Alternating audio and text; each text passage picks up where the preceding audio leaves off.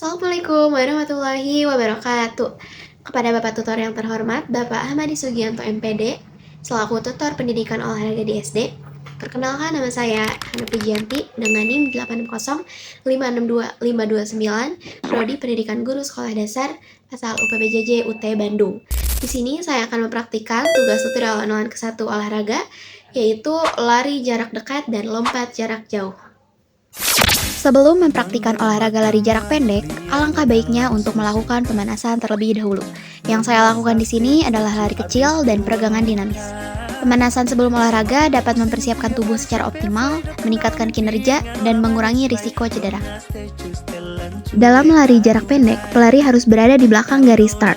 Dengan kedua kaki dalam keadaan menyentuh tanah, lutut kaki belakang terletak di tanah, kedua tangan diletakkan di tanah, terpisah selebar bahu, lebih sedikit jari-jari tangan menyirip ke samping atau dilengkungkan. Kepala dalam keadaan datar dengan punggung, sedangkan mata menatap lurus ke bawah atau ke depan.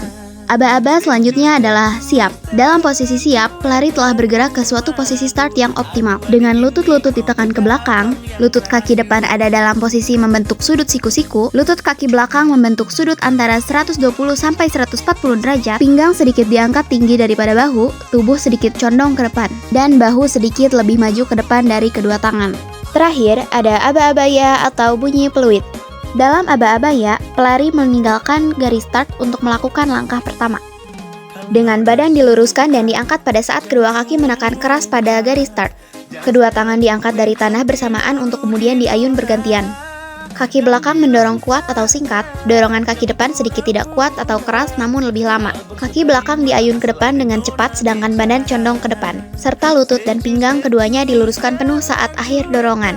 Pada saat mendekati garis finish, dada dicondongkan dan dijatuhkan ke depan, bersamaan dengan salah satu bahu yang dijatuhkan ke depan juga. Kemudian lari secepat mungkin sampai beberapa meter garis finish terlewati. Sama seperti sebelum mempraktikkan lari jarak dekat, saya juga melakukan pemanasan sebelum melakukan lompat jauh. Pemanasan yang saya lakukan di sini meliputi loncat kecil dan juga peregangan otot tungkai.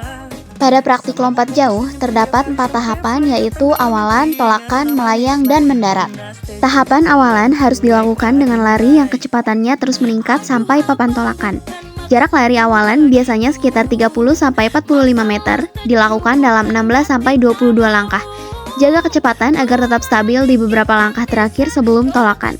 Selanjutnya, di tahapan tolakan, menggunakan satu kaki terkuat untuk bertumpu pada papan tolakan. Dorong tubuh ke atas dan ke depan dengan kuat dan dinamis, usahakan tidak melewati batas papan tolakan. Kaki yang tidak menumpu diayunkan ke depan untuk membantu momentum. Tahap ketiga ada melayang. Setelah lepas dari papan, tubuh akan melayang di udara. Ada beberapa gaya melayang yang bisa digunakan seperti gaya menggantung, jongkok, atau berjalan di udara.